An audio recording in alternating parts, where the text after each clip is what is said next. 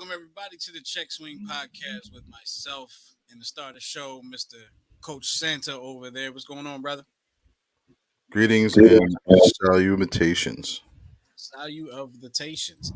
Of course, as you know, the Check Swing podcast, we talk about all the sports. We're baseball guys, but we talk about all the sports, all the goings ons, all the happenings, and all the stuff that interests us and hopefully interests you. And we just kind of give you our spin on it. But what we do,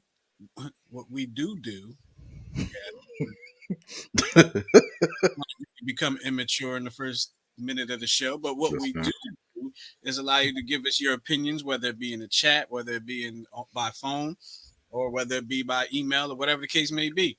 But if you want to call us, of course, you can give us a call at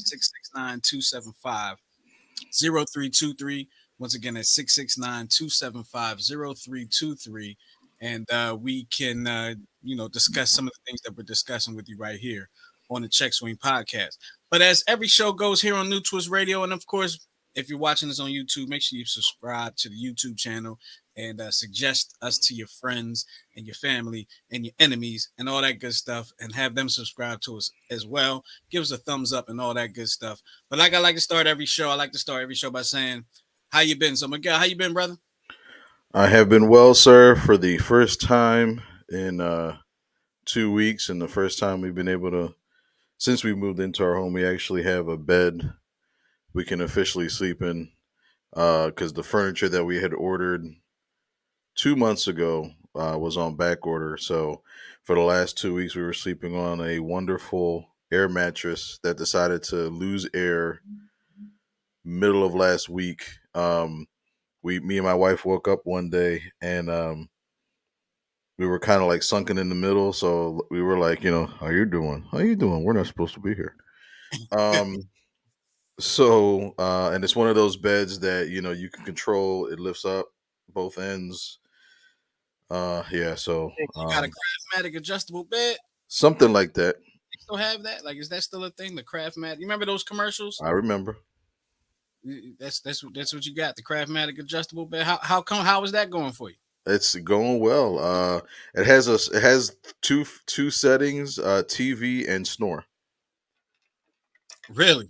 Snore is an actual setting. Snore, it actually lifts the bed up like maybe what 13, 14 degrees to help you get rid of snoring. And then the TV button is just like, it just has your neck up to the point where you don't have to move your face to watch the television. And then home button is I'm the guy that gives all the pillows in like the exact perfect position so I can sit up and watch the TV in you, bed and not have to do anything special. But um, you would I'm probably not just need one pillow. I'm not mature enough for the Craftmatic adjustable bed because I'm that guy. Yes, I'm 40, but I'm that guy that'll like lay belly down in the bed and see how far I can go with the bed before it starts to hurt me. Like how much I can make it crunch before it starts to hurt me, and I'll lay sideways in it and let it go up and have me like a taco, like a hot dog, and like that. And I'm not mature enough for one of those just yet. So I kudos have. to you. Listen, I'll report back in a couple weeks. When the wife's not home, I bet you're gonna try it now. Well, I'm at. She's been in Chicago since Sunday, so I have been trying it. I knew it. I knew it. I knew it. Well, congratulations on that. How you enjoying the new neighborhood, the new house, and all that good stuff? New neighborhood's good. We know who all the snitches are.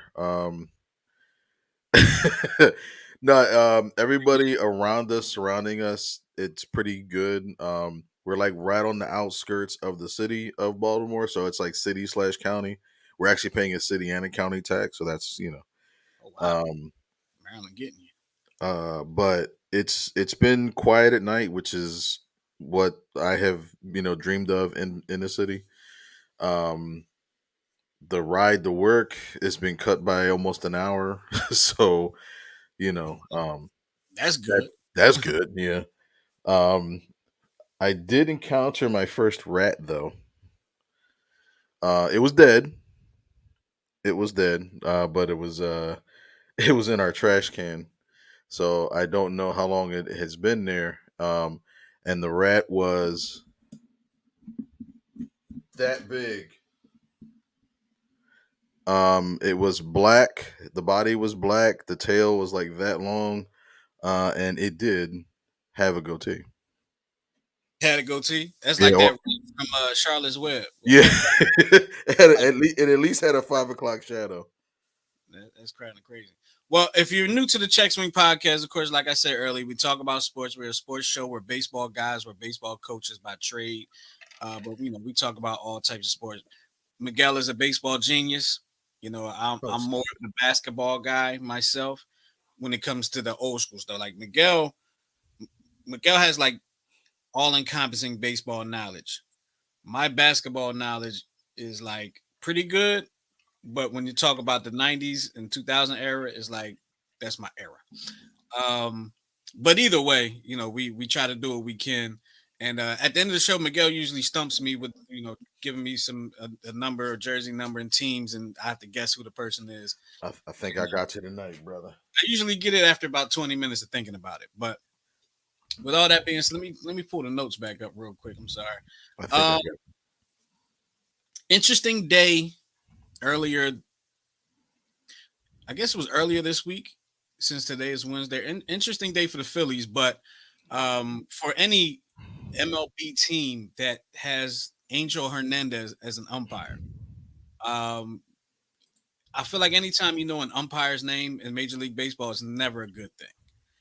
And this guy has been in the not in the news, but he's been a topic of discussion in the baseball circles, especially those that are MLB fans.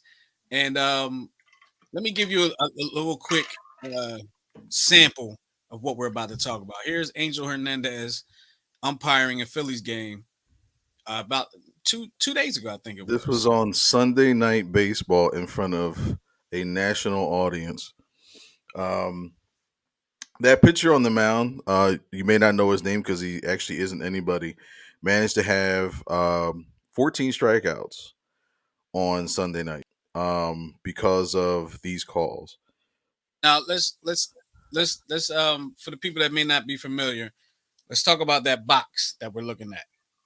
Actually, let's pause the video real quick. Let's pause it. Oh, that's a great spot to pause it too. So, for people that may not be as familiar with baseball has a strike zone. Let me get in the camera because I'm looking at stuff. Baseball has a strike zone. And ideally, like when I teach the game, I teach the strike zone as basically bottom of the chest, like nipple area, maybe a little lower to about the top of the knees and over the plate. The ball has to be over the plate, and that's typically where your strike zone may be. Now, as you when you're a little kid, that's probably what the strike zone is when you're a kid, right? I'm talking about from like 7 years old to probably about 14 per se, right? And then as you get older, it gets a little smaller, right? Per whatever the umpire may be. In this case, as what this video Miguel has pulled up, the strike zone is superimposed on the screen, and anything inside the box is considered a strike, ideally. Now, as we have discussed on this show before, umpires have their own spin on the strike zone. Some may like it a little higher, some may like it a little lower, some may like it a little more inside, some may like it a little more outside. Some are tighter, some are looser, whatever the case may be. Umpires have their own strike zone, but there is uh, somewhat of a guideline of what the strike zone needs to be. Now, in this video, set this up for us, Miguel. What are we seeing here? So basically, over the course of this game, we're pinpointing some of the calls, and I'll actually just restart it. Um, the missed calls that were made on Sunday Night Baseball. Now, to some, this may look like a strike. Now, this one just you know again, to the naked eye, quick pitch, it looks really close, but then when you actually zoom in, you see how far out of the strike zone these pitches are. Now, based on the tracking for that night, Angel Hernandez was about 85% accurate, which actually, I mean, 85 is technically a B, but he missed 19 calls. There was 19 pitches that he missed. Um, and he rang up 6 to 7 batters on pitches over 7 inches outside of the strike zone. Now, 7 inches Now, in an example there, you can see the catcher physically pull the ball back out of the strike zone into the strike zone, and then there you have the three-dimensional strike zone, plain as day, showing that these pitches are outside. And of course, the Phillies were getting frustrated, yelling things from the dugout, and the Brewers were doing the same thing. And again, this pitcher on the mound, this is the worst pitch of the night. Oh my goodness. That was the worst pitch of the night. But for those that are looking for the opportunity to justify the computerized strike zone, I think this is a prime example. There were 26 strikeouts between both teams on Sunday night. 26. Final score was 1-0. This is not what fans pay to see. Now, Absolutely not what fans if pay to say. MLB has any type of, everybody feels like there's some type of kind of conspiracy in sports. If the MLB has any control over this, now all umpires, how I understand it, all umpires eventually will be behind the plate. There's an umpiring crew. They work together, and there's always one that through a series they'll switch up, they'll rotate. Mhm. The MLB, now this was a nationally televised ESPN Sunday Night Baseball game, the one Mhm. that you're showing here. The MLB, if they have control over things, they would never have him do a nationally televised game again if they're smart and if they have that kind of control, which I feel like they should. Um, but now, as I say that, I'm thinking like, well, maybe there could be the MLB wants him to do a nationally televised game now because now his name is out there and people want to see how bad this guy may be. Either way, the umpire should never be the topic of the game. Correct. In any sport, the referee, the official should never be the topic of the game. And it seems like in this situation, the referee, the umpire became the topic of the game. And we've seen in other instances where the umpire has pretty much wanted to be the star of the show. I forgot the guy's name. I'm sure you probably remember the guy's name that kind of made himself the star, tried to make himself the star of any baseball game he was in. Do you remember the umpire's name, Miguel? There's actually the two that come to mind are Joe West, Cowboy Joe. Joe West, who Right. retired from baseball after 120 years, and oh my goodness, I see his face all the time. Joe West and oh, I just had his name. Sorry, Yeah. if it comes back to you, He we'll. has that stupid face. Well, I feel like any umpire, any referee, any official that ends up being the story of the night, let it be like not anything tragic, i.e., um, was that Dennis Gregg when he kind of collapsed that one time, and That that was that's something totally different. that was John Eric McSherry, the Gregg, one the one Eric Gregg. wait you the one that collapsed and died. Yes, That was John McSherry. that wasn't the black umpire, Eric No, Gregg. Eric Gregg did pass away, but remember I want to say late '90s, the umpires went on a pseudo strike or lockout, and then the MLB hired scabs basically, and then the umpires decided to come back, but Eric Gregg did not. Or I'm sorry, Eric Gregg was one of the umpires that was not offered a job back. And Ah, then he wound up being on WIP and refereeing the Wing Bowl for a couple years, and tragically, he died of a stroke early 2000s. But he was not an umpire at that time. But the umpire you're talking about is John McSherry. He was the John one that, yeah, he passed away opening day 1996. It was Reds I'm versus an umpire outside of something tragic like that, and anytime something tragic like that happens, it's just that's terrible. But the umpire, referee, official, whatever the case may be, should never become the story. Angel Hernandez became the story of the week, and I've seen TikToks about him. I've seen all types of stuff about him. Um, well, remember he was suing Major League Baseball for the last couple of years in regards to he's accusing Major League Baseball of discriminating him from umpiring in the postseason and the World Series. Keep in I mind, wonder which, why, Angel. huh? I said, I wonder why. Yeah, yeah, I wonder and why. Sounds looks like it's a good reason for it. but it's the other issue is the umpires union is pretty strong, so that's why you're not going to see relatively anything happening. And I was watching, I can't remember what I was watching or reading or listening to, but somebody had said, or no, it was another podcaster that I was listening to, and he was saying that back in the 80s, the 70s, 80s, and 90s, what they would do sometimes is that if there were heated rivalries, that in order to kind of squelch any fighting or anything like that, they would actually purposely black out games to keep the heat from coming. So his idea was any game that Angel Hernandez umpires should be blacked out.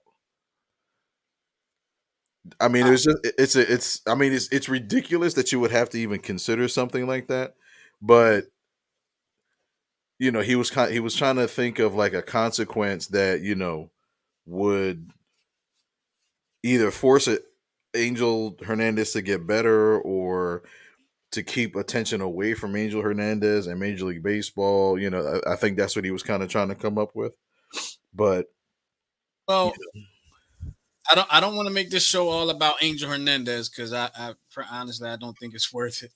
It's not worth our time or anybody's watching time.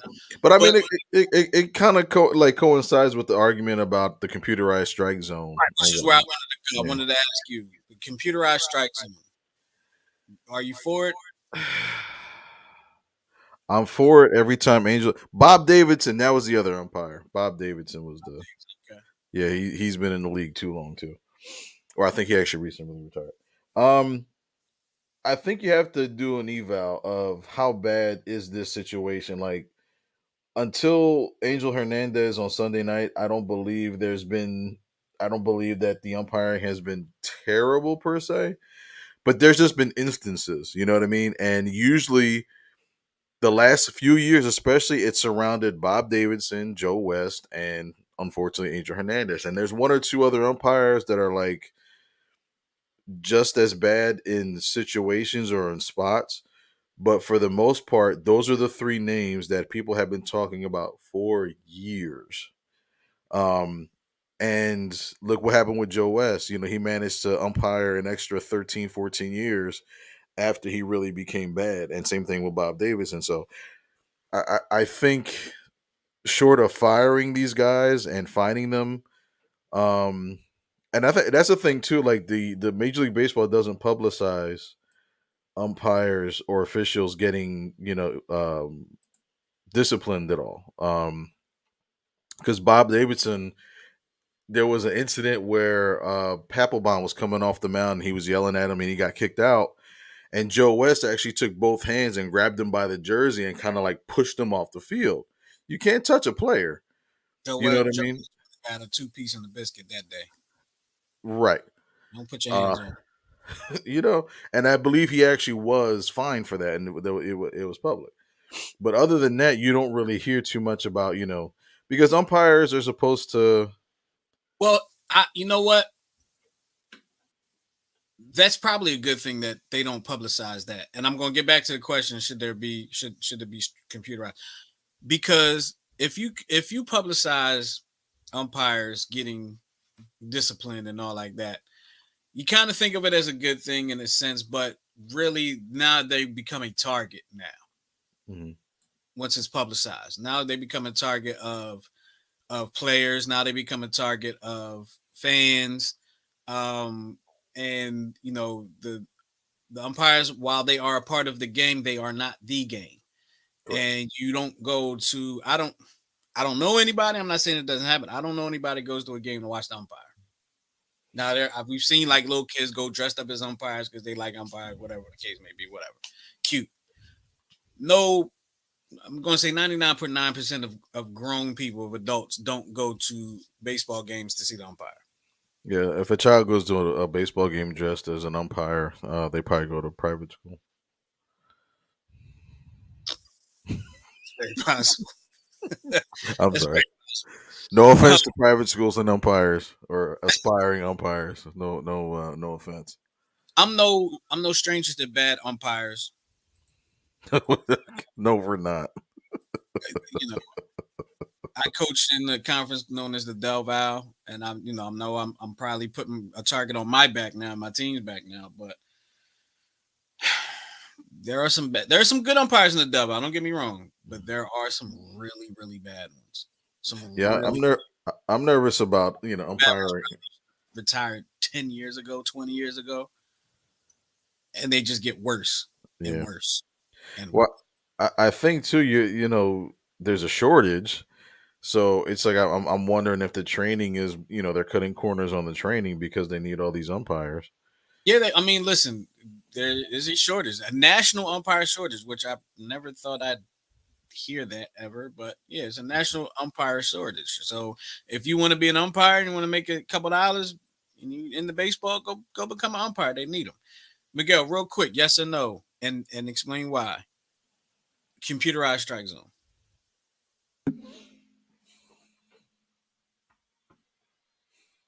Too much silence. I'm 50-50. I mean, uh, the umpires should be better, and but at the same time, it's like I don't know if it would be fun or entertaining if a game is too perfect. If that makes sense, Right. you know what I mean. Just like a baseball player in big games, sometimes they strike out, sometimes they make errors, sometimes they throw the ball into the stands. It's like I think when it comes to balls and strikes, I think having the human element, you know, I missed the argument. You know what I mean? I miss the traditional umpire coming. I mean, a manager coming out and just throwing stuff and kicking the dirt, and you don't see that as much anymore. Only pretty much only when there's pitches thrown at people's heads, which has happened a lot this season so far. Um, but I think from an entertainment aspect, I'm still hesitant on it. I say no computerized strike zone. It takes away the human element out of the game. It A computerized strike zone makes creates robots in a sense. And if umpire has a bad strike zone, it's hard to adjust to. If umpire has a consistent bad strike zone, you If can he's adjust. if he's consistently inconsistent, No, not even consistently inconsistent. If he's consistently 3 inches off, 3 inches up, 3 inches down, see, you but can adjust. I can deal with that if it's consistent. Like if you're If it's gonna live, right, if they just have a big strike zone, it's I'm consistent. cool with that. They always call a high strike. You can adjust to that. Mhm. 7 inches off the plate, 4 inches. Like that's if they're inconsistent with the bad calls, they have to be better. But ain't nothing better than seeing somebody get punched out by an umpire. Like, Yeah, and I don't mean hit. People that know baseball know what I mean. Getting punched out, strike three. Nothing better than that. nothing Nothing better better. than sports. That's the only time an umpire referee in sports is the star of the show on a punch out. Yeah. It's the only time. I want that umpire that does the flips and the karate chops and the wrestling moves. I want that dude to be an umpire. So let's move on a little bit because we are in the NBA playoffs. We were going to talk about the Phillies heating up a little bit, um, which they are. Bryson Stock gets sent back down. It's funny we always bring up somebody that ends up getting sent down, but let's talk about the NBA playoffs a little bit. All right, and in particular, let's talk about the Sixers because that's our hometown team. So we're going to talk about them.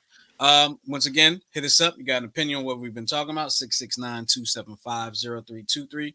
I'll say that a little slower for those that don't listen that fast. That's 669-275-0323. And I also believe the number is going to be down there at the bottom of the screen scrolling. Y'all see that scrolling over there. I believe it's on the bottom of the screen. Actually, it's not. So I'll put it down. I'll put it down there at the bottom of the screen. There you go. Sixers started out in the NBA playoffs on fire. Three straight wins. Struggled in one of them. Blew them out in two of them. And then kind of hit a roadblock. Now they've lost two straight, going to Toronto for game six, and they're trying to figure some things out. Doc Rivers coming under fire, James Harden coming under fire, Joel Embiid playing with I don't know what's going on with the ligament, torn ligament, lacerated Yeah, in his ligament, stomach, yeah, in messed his up stomach. ligament in his hand. Personally have never had a torn ligament that I know of, but I've had some stretched ligaments, or I don't even know how. Just from dislocating my thumbs and playing, it's not easy to play with, especially a sport where you have to use your hands. It's not like soccer where you ain't got to. Um, Miguel, I know that you are not the biggest NBA fan because you feel like it's gotten soft. But what are your thoughts on the Sixers and their playoff prowess this year? Well, I think some of the what we were told about when the trade happened for Harden, as far as his inconsistency shooting, because he's shooting really poorly right now. Um, even his normal stop, drop, step, whatever, he's not consistent with it.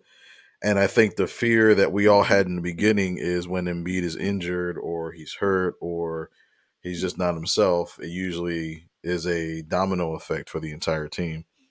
And of course, Doc Rivers is feeling the pressure, because he was even asked you know, in an interview about his history of blowing 3-1 leads, because I believe it's three. 'Cause, he talked about he had a team in Orlando, Detroit, and the Clippers, and when the coach is trying to justify why those teams lost, being up 3-1, it's just not a good look. So I think there's some nervousness. I believe there's a long layoff too, right? Because they played last night. No, Monday. they played Monday, but it's like they don't play again for another. Well, they play tomorrow. They play tomorrow, so that's what, a Yeah, 3 or 4 day. yeah. So I know basketball playoff schedules are kind of funky, but this Especially, may especially in the first round. right. I think that this is going to help the Sixers. I really do. If it was a straight up, you know, travel day then play, travel day then play, I think I'd be a little bit more concerned. But I think any day off for Embiid at this point is going to help. It may even help Harden too, because the stress of being up 3-0, and then losing two, you know, and being on the wrong end of history is looming. And I think having those extra days off, it could only help physically and mentally. So, um, but at least we're not the But I'm thinking the other way. I'm thinking that extra day off gives them another day to hear about everything that's been going on, another day to taking questions from reporters about Doc Rivers 3-1, James Harden not playing like you expect him to play, MB not defending the way he usually defends. It's another day of seeing, hearing, and stuff like that, and it's like, does it get on your nerves or does it actually take an effect? Like, are you able to use that in a game and shut everybody up, or are you going to wither under the pressure? Um, Doc depends Rivers on. has been a decent coach his entire career. He's got a championship. He has one NBA championship.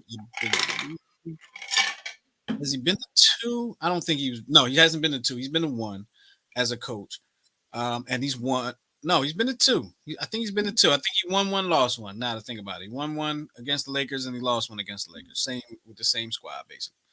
Um, but in those two finals appearances, those teams had Kevin Garnett, Ray Allen, Paul Pierce, and a supporting cast that was unreal. This team has Joel Embiid, James Harden, and Tyrese Maxey. And and Tobias Harris for lack of a better term. I was saying somebody's name is lack of a better term. Anyway, um, he's got the weapons to work with. But when I talk to people, that have played the game, and they really feel like Doc as a coach just does not,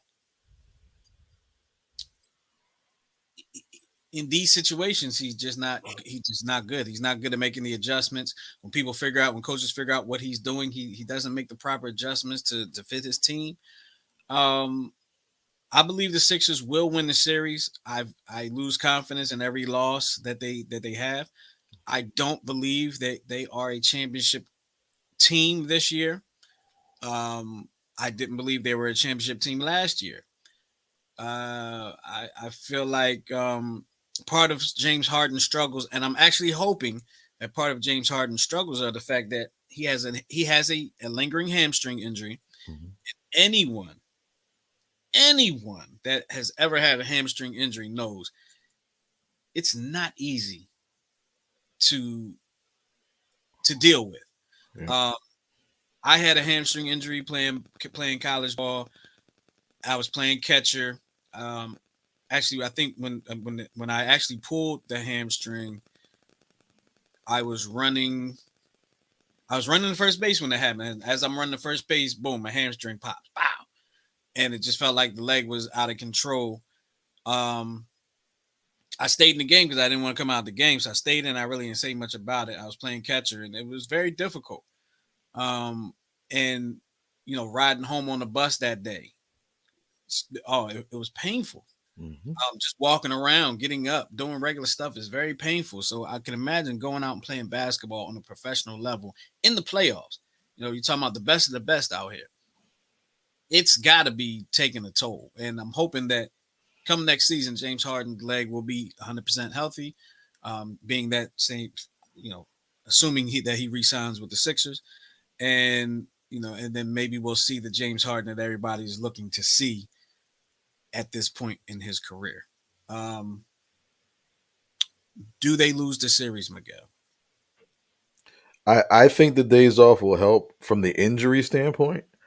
Um, I agree. although although that hammy, I too tore my hamstring my sophomore year of high school. I was rounding the third heading the home, and I felt that exact same thing you were talking about. And I remember that I stayed out for about 2 or 3 weeks. It started to get better, and I actually pulled it two more times because I kept coming back too soon. So, just to kind of piggyback off of what you're saying, when it comes, there's always this argument: what's worse, a pull or a tear or a break? I think those pulls are the worst because it takes a long time to recover from it. And Harden was out for a couple months, wasn't he? Prior to coming to the Sixers. He was. I don't think he was out consistently Right. for a couple months, but he was dealing with it for a couple months. Right. So it's like Game or two and sit out. And even when he came to the Sixers, he sat out with the Sixers for at least a week. right. He didn't come, right away, but he was on the bench, other Right. than He actually showed up to support his team. right. Can't say that for everybody. And you know what I'm talking about. We're talking about now. I'm going to shift the conversation into somebody that people in Philadelphia just adore and just admire. This guy. Of course, we're talking about the one and only Ben Simmons. Has been a topic of conversation amongst social media circles and NBA circles and sports circles in general. There's been a lot of comments about him. I'm sorry, my eyes are really itching right now. I don't know what's going on. Are you Um, having an allergy attack? I don't know if I'm having an allergy attack or if my eyeballs are just dirty. I really don't know. But um, my glasses are pretty dirty. But Ben Simmons. So for people that might have been under a rock for the past time, we all know Ben Simmons started off the season as a Philadelphia 76er in the summertime. Basically, long story short, said he didn't want to play for the Sixers anymore.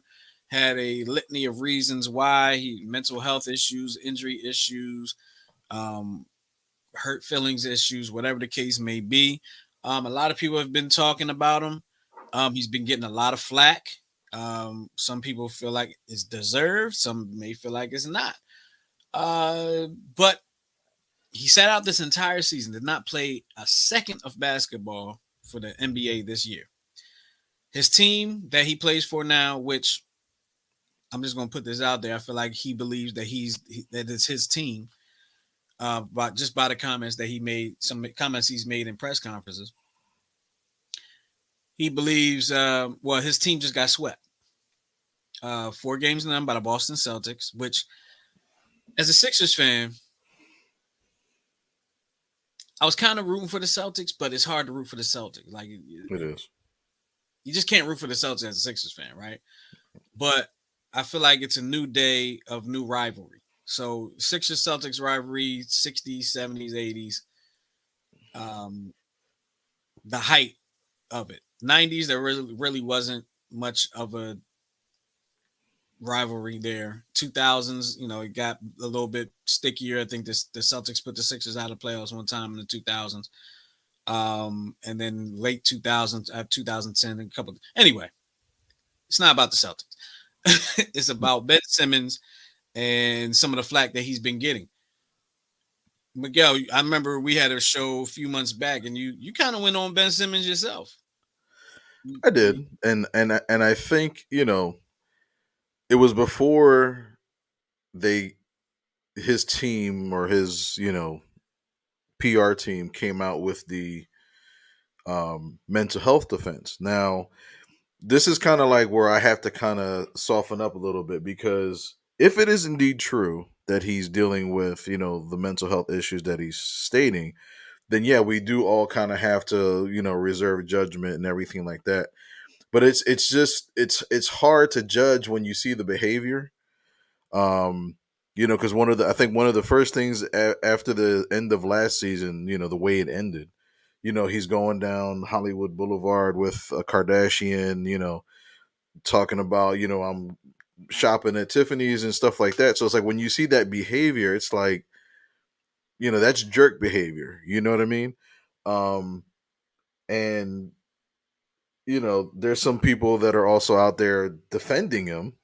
Like one Jamie Foxx has come to his defense and actually went at the neck of a very popular or unpopular, or I don't know what you want to call him. What'd Let's you call him, say? let's call him prominent. You're talking about Prominent. Steve, right? Yeah. So Stephen A. Smith didn't really mince words, and I'm quoting directly from him. He said Ben Simmons might also be the weakest, most pathetic excuse for a professional athlete we have ever seen in not just American history, but the history of sports. I can't think of a professional athlete that has come across more pathetic than this man. Ben Simmons might be also be the weakest, most pathetic excuse for a professional athlete we've ever seen. I can't think. I'm just reading the same thing. So Jamie Foxx came to his defense. He says that is completely unfair. Ben Simmons has a family. This man has people that love him, and this man just plays basketball. But to be dragged through the mud like this is unfair. And why is it, Stephen A. Smith? You only go at basketball players. You completely are mute when it comes to the Tom Brady's and the Aaron Rodgers of the world. You get where I'm going. Stop it, bruh. It's out of bounds. Um, I think I was where Stephen A. Smith was again a couple months ago before the mental health issue came up. Another story I read was that Ben Simmons. It was announced that Ben Simmons was going to play in either Game 3 or Game 4, and they did the Rev Up program for him the last 2 weeks. And from what all the accounts are, no pain. He was flowing. He was shooting. He was defending. Da da da da. And then there was a report that right before game time, Game 3, um, he started having back soreness. So allegedly, there was this meeting between Ben Simmons' team, Ben Simmons, what's his agent's name, Chris Paul. Rich Paul. Rich Paul. I was messed that up. Between Rich Paul, Steve Nash, and management. And in this alleged meeting, Ben Simmons admitted that when he has this anxiety about what happened at the end of last season, he starts to feel this pain. Um, and again, coming from the health aspect of it, I've witnessed some things like that. Not from from an athlete and from a non-athlete. Like they just start, it's almost like some people when they get stage fright, they start cramping up or they get an upset stomach, stuff like that. It's just like nervous energy. But I have witnessed with my own eyes on a personal level when there's an anxiety or an event or a traumatic experience, if you will. And some people may call it a triggering event. And then, a person will go back in time and relive that event. You know what I mean? So it is a real thing, but I'm hoping and I'm praying that it's not a ruse. Because me and a buddy of mine were going back and forth, and they're of the opinion that he just doesn't care to play basketball. He's just all about the money, and he's doing everything to avoid the court to really just sit back and cash this check. So That's another side to it. let me start off with the Stephen A. comments. So Stephen A. gets paid a lot of money to voice his opinions and report and have his reports. Stephen A. is the equivalent of a shock jock in radio. He's the equivalent of a Howard Stern. He's the equivalent of a Wendy Williams. He's the equivalent of a I hate to say that he's the equivalent of a Don Imus, and I mean for the shock value of what they say. Yeah. Um, I feel like Stephen A. went a little far with those comments that you read, Mm-hmm. calling a man pathetic, calling a man the worst excuse for a profession, whatever he was saying. Um, Now these are his opinions, and and he gets paid a lot to voice these opinions. Um, we don't know. 99.9% of the people on Earth do not know really what's going on with Ben Simmons. Okay, let's be honest. We all have our opinions of what's going on. I'll state my opinion in just a little bit,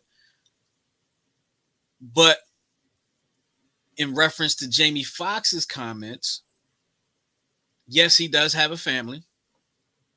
I don't think he has any kids or anything like that, but he does have, he has a mother, father, sister, brother, whatever. He has people. Um, Once you become, and it's unfortunate, but once you become a public figure, and I'm sure Jamie knows this as well as anyone else. Once you become a public figure, you open yourself up to public scrutiny. Some will be more harsh than others. We had an incident recently with Will Smith, and everybody had an opinion on that. You have opinions with O.J. Simpson. You have opinions with whatever the case may be. Um, are some of the things that are being said harsh? Yes, they are very harsh, and some of them unfair. I feel like yes, some of them are unfair. And I am a Sixers fan. I'm a Philly fan, so we Philly fans feel scorned us in a sense by Ben Simmons. Um, my opinion on it on the whole issue. There sometimes I'm of the opinion that he doesn't really want to play ball. I was of the opinion that he doesn't want to play ball here. Um, I was under the feeling that he wanted to play ball in LA, be somewhere to be a star. Um, but when I think about some of the things from the past, when he was at LSU, there were stories that he wasn't really the team guy at LSU. He kind of pretty much went to LSU because he had to. Didn't make the tournament at um, at LSU. And I'll be honest, I don't know many I don't know many first number one draft picks that didn't make the tournament that were in college. Um, I'm sure there are probably another one, but usually you're a number one pick you because you showed up and showed out in the tournament as well as all year long. He basically got what became a number one pick based off of potential. That being said, the criticism of a lot of criticism of Ben Simmons are a bit unfair. If he does have the anxiety, the mental health, this anxiety is real, man. That It is is. that's real, and maybe it is a thing where I gotta get back on the basketball court. My back is hurting. It might be a mental thing, whatever the case may be. And when I say maybe a mental thing, obviously it is right. But I'm saying is mentally getting back on the basketball court is causing him to have these pains in other places in his body. Um, we know that he is a big time gamer. We know that he has a gaming channel and he's on Twitch. Now I don't know if he's been doing it since he's been out of the out of the game, but that's something he loves to do, and it's stress free in a sense. It's a lot more stress free than playing basketball in the NBA. I tell you that, especially in Philadelphia. Um, but I feel like a lot of it is unfair to Ben Simmons. I feel like he's going through what he's going through, and there is a part of me feels like he doesn't want to play basketball, but he does like the lifestyle that basketball affords him. Um, and since he's not a Sixer, I don't hope he comes back good, but I would like to see him back on the basketball court just for his sake, just because that's the type of person I am. But I don't want him to do well unless he's playing against Boston or so. I don't know. I don't want to see him do well because he's not a Sixer now. So anybody's not a Sixer, I don't really care if they do well or not. That's my opinion on it. That's the long version of my opinion on it, I guess. I don't even know my opinion through clearly, but that's where I am with it. 669-275-0323. Call us with your opinions on Ben Simmons and what you think of that whole situation. And is Stephen A too harsh? Do you think Stephen A was harsh, Miguel? To call somebody pathetic, I think is a bit much. I try never to go after the person as a human being. Um, again, you kind of go by what they show you, in real time and stuff like that. Um, again, if this mental health thing is the real deal, then yeah, we got to back off. We got to honor that. But it's hard. It's hard because it's you got a lot of people protecting them, and I think we're starting to see why Brett Brown handled him the way that he did. I think it was more out of protection for him because remember, he came into a perfect situation. Brett Brown knew his dad for decades, right? Yep. So kind of some nepotism going on, and I was actually talking to a Brooklyn Nets fan at my job, and he was like, it doesn't seem like he was ever told no growing up, and it's starting to show. So now that there's things that are like, damn it, you got to do it. It's like, well, no. And then there's an anxiety that grows because again, he doesn't know how to dig down deep for that, as mankind used to say, that testicular fortitude, um and to get that out. He just, he's used to just kind of going with the flow, doing him, showing his talent, but then that's it. So he would be a prime example of what a showcase player is, but not a winning player.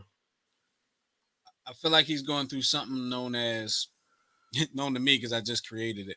Spoiled kid syndrome. Okay. Spoiled kid syndrome is like you said, he's never been told no, he's never been told about himself. He's been put up on that pedestal. Now that pedestal has gotten a little bit equal to your peers, Mhm. right? And maybe for the first time in his life, he's got to show and prove to what he is, right? Middle school, high school, college, he's been, oh, this is the guy that's going to be, he's next. He's the next guy. He's this, he's that. Oh, don't worry about it because when he gets to the NBA, he's going to do this, he's going to do that. Now it became time to show and prove. And he's having a hard time doing it. And he's probably, this, I don't know him. It could be the first time he's had a hard time on the basketball court in his life, especially on this stage. Absolutely on this stage because he's never been an NBA player before this life, as far as I know. I blame the Kardashians. And on top of that, he's in the spotlight. He's in the public spotlight because he's Ben Simmons. People know who he is. You don't become associated with the Kardashians in this day and age without being somebody in your field. Like you don't see a Kardashian with a nobody. You just don't. That being said, I think it's time for Miguel to try to stump me. What you got for us? What you got for me today, Miguel? Hall of Fame, three-time NBA champ, 1993-94 All-Rookie team. It's All-Rookie team, not Rookie of the Year. And 95-96 Sixth Man of the Year. I'm guessing these teams are Portland. Nope. Toronto. Nope. Chicago. Yes. Milwaukee. Yes. It's Tony Kukoc. You're on a roll, man. And he played for the Sixers as well. Oh, there you go. He played for the Sixers. And he was traded with. Hold on. When you say he was traded with, are you saying to or from what team are you talking about? Well, he was traded the year of the finals. He was traded with. Theo Ratliff? Yep. Yeah. I don't remember. They were traded to the Hawks, right? Yeah, traded to the Hawks. Yep. Yeah. Theo Ratliff. I mean, Tony Kukoc. There you go. Yeah, 3 in a row, man. That actually wasn't one of the easier ones, but I remember when I remember it was when I saw the Bucks, and I kind of at number 7. He's like one of the only number 7s in basketball that I really know. Yeah, and when I look back on that team again, I know Theo broke his hand that year, wrist, and didn't play the rest of the season. I love Tony Kukoc. You know what I mean? Because he was a shooter, played great defense. I just wanted to like imagine if Tony Kukoc was on that team against the Lakers. You know what I mean? No, yeah. Because again, when you traded for Mutombo, you went 500 the rest of the way, and every series went the full 7, except for the championship. So I'm like, man, if we just had one more shooter outside of Iverson, I don't know. I think it would have been different. Miguel, are you ready for your 6 questions? The answer is O.J. Simpson. It might be. Actually, they probably don't even put OJ as a trivia question in any of these. But as I close out the phone lines, thank you for everyone that called. The power of possession. Who became the first NFL quarterback to throw for more than 5,000 yards in a single season in 1984? Dan Marino. Dan Marino is correct. Numero 2-0. Why do I always get like 7 questions and you only get the 1? Because they're easy. They're not easy. Especially when they're like baseball and football. For you, they're easy. Okay. I don't give you 6 basketball questions or mascot questions. You can throw some hockey in there. You can throw some mascot topic in here. I don't know. Number 2. Which of these NFL quarterbacks was not picked first overall in the NFL draft? Troy Aikman, Eli Manning, Peyton Manning, Brett Favre.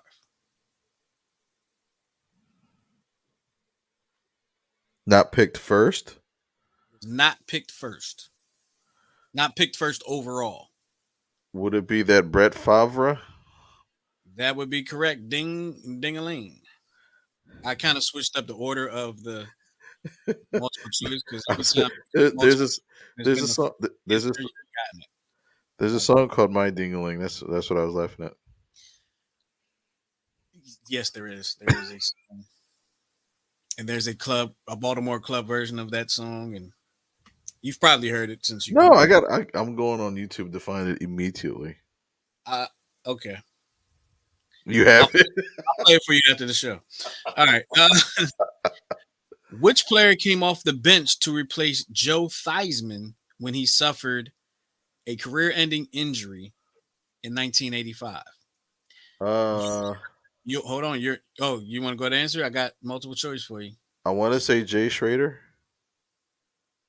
I'll give it to you. Jay Schroeder is correct. It could be Schrader, but it looks like Schroeder. But you are correct. Oh yeah, I would right. have It's said this Schroeder. one wrong. Huh? I would have got this one wrong. I would have said Doug Williams. Doug Williams was 2 years later. He was in the So Super Bowl two that's, years later. that's why I would have got it wrong. So this question I think is no longer valid. So I'm not Uh-oh. going to ask you because the right answer isn't even on here anymore. But the question is, how many regular season games are played during an NFL season? Uh, And the multiple choice answers are 12, 14, 16, and 18. right. That doesn't. It would have been 16, but According to this, it's 16, but we know that's no longer the case. right. Here we go. Which team scored 606 points in 2013 to become the first NFL team to surpass 600 points in a regular season in the regular season? Ooh, that's a tough one. Hmm, I've I think never I didn't even know like that was a thing, but I'll give you the multiple. You need multiple choice? 2013. I'm trying to think who won the Super Bowl that year, or what the playoff schematic was that year. Damn it! I Don't dropped my ice again. Um, can't even think. No, go I'll ahead. give you Yeah. I'll give you the multiple choice. The Dallas Cowboys, the Green Hell Bay no. Packers, the Denver Broncos, the New England Patriots. Ooh, Broncos. Broncos is correct. That was That's Peyton Manning. Got it. was that Peyton Manning? That was a I think Peyton Manning. that was one of the final ones. I think that might have been the one that I think that's the year they won the Super Bowl. yeah. That was good. I would have selected the New England Patriots only because I couldn't remember what year they went undefeated, and I would have just assumed it was that year with Randy Moss. I think that was '08 or oh. I think it It was was '08. definitely before 2013. All right, last and final question: which team played Alabama for the NCAA championship 3 times in 6 college playoff finals from 2015 to 2020? I'll give you the multiple choice. You'll get it right away. Do you want it? Was it Ohio State? It's not Ohio State, but Ohio State was one of the multiple choice answers. Is it a red team? No, Really? really. Okay, give me the possibilities.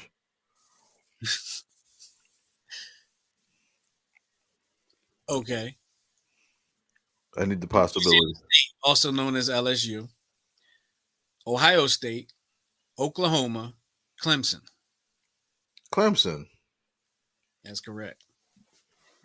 See that eliminating red, is it a red team answer question, really narrowed it down there. Right, because I was thinking LSU, but I was like, they were good, but they didn't. Right, and I was like, okay, Clemson, because now I remember because of our almost friend in Philadelphia, Mr. Deshaun Watson. Sean Watson. What's my man in Jacksonville now? Fournette. No, No, the he was quarterback. Trevor Lawrence, Lawrence. Yeah, yeah, Jacksonville. Um, excuse me. So yeah, good times. Good yeah, man. times. Look, it's about that time for us to get up out of here. We appreciate y'all checking out the Check Swing Podcast. Once again, make sure you follow the Check Swing Podcast on Facebook, Instagram, Twitter, all that good stuff. And also check out and follow and subscribe to New Twist Radio, Facebook, Instagram, and Twitter. Oh, please, please, please subscribe to the YouTube channel. Lost my train of thought real quick. Subscribe to the YouTube channel. Give us a thumbs up. Pass us around. And, really give us that outstanding push that we need and we appreciate every single time that we get it. For Miguel Sanda and myself, we're going to get up out of here. We appreciate y'all checking us out. We'll talk to y'all next time on the Check Swing Podcast while I delay and try to get my graphics together. Talk to y'all next week, y'all. Peace.